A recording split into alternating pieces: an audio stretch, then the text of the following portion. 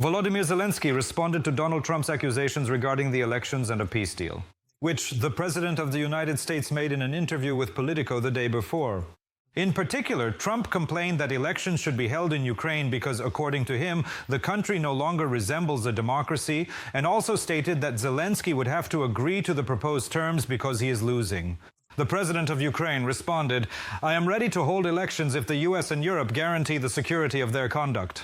And there will be no territorial concessions to the aggressor," the president of Ukraine once again reiterated. TSN's own correspondent in the United States, Olha Koshulenko, has more details. Donald Trump has once again returned to the topic of "you have no cards" in his public rhetoric. The Financial Times, citing sources in the administration, writes, "The United States wants to pressure Ukraine into a deal with Russia by Christmas." In an interview with Politico, the US president voiced several old accusations. The first is elections. Supposedly, Zelensky is fighting precisely because he doesn't want to hold them. They are using the war as an excuse not to hold elections. But I think the Ukrainian people should have that choice. And maybe Zelensky would win. I don't know who would win, but they haven't had elections for a long time. You know, when people talk about democracy, it gets to the point where it's no longer democracy. Zelensky responded he is not clinging to his seat. He will ask the Verkhovna Rada to consider changes to the legislation that would allow elections to be held even during martial law. On one condition, the United States must guarantee security. I am ready for elections. Moreover, I am now asking and openly declaring this. The United States of America should help me. Together with our European colleagues, it is possible to ensure security for holding the elections. And then in the next 60 to 90 days, Ukraine will be ready to hold elections. Personally, I have the will and readiness for this.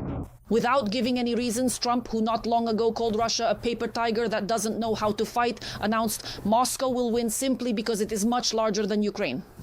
Instead of demanding a freeze of the war along the line of contact, which Trump voiced back in October, the agenda now once again includes the demand to hand over Donbas to Putin. Zelensky will have to agree to a deal, says the US president. He will have to come to his senses and start accepting reality. You know, when you're losing, because he is losing. Do you really think Ukraine is losing this current ongoing war? Well, they lost territory long before I got involved. They lost an entire stretch of coastline. In recent days, Zelensky has repeatedly stated that he will not make any territorial concessions to the aggressor.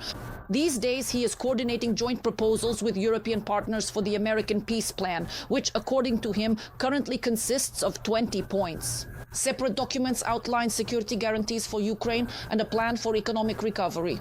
Europe must also have a say in matters that concern its security, Zelensky says, promising to deliver the agreed document to the Americans as soon as possible. I think we need to meet again with our American colleagues who are preparing this plan. And then, next week, I believe that at the level of the leaders of Ukraine and Europe, we will hold a discussion with our American colleagues. For now, I am not ready to say in what format. Every single day, we will be diligently taking significant steps forward regarding the comprehensive readiness of this important plan and all other essential documents. Another concession that the United States is demanding from Ukraine is to give up NATO membership. In an interview with Politico, Trump speaks about this as if it were obvious. In its new security doctrine, the United States has declared that NATO should stop expanding. Such statements are being made without coordination with alliance partners. The President of the United States has generally criticized Europe, which, in his opinion, talks a lot but does nothing. At the same time, as Zelensky said in a comment to journalists, there were no threats to stop selling NATO weapons to Ukraine under the Pearl Initiative. From Washington, United States, Olha Koshulenko, Maxim Shinkarenko, TSN 1+1, Marathon, United News.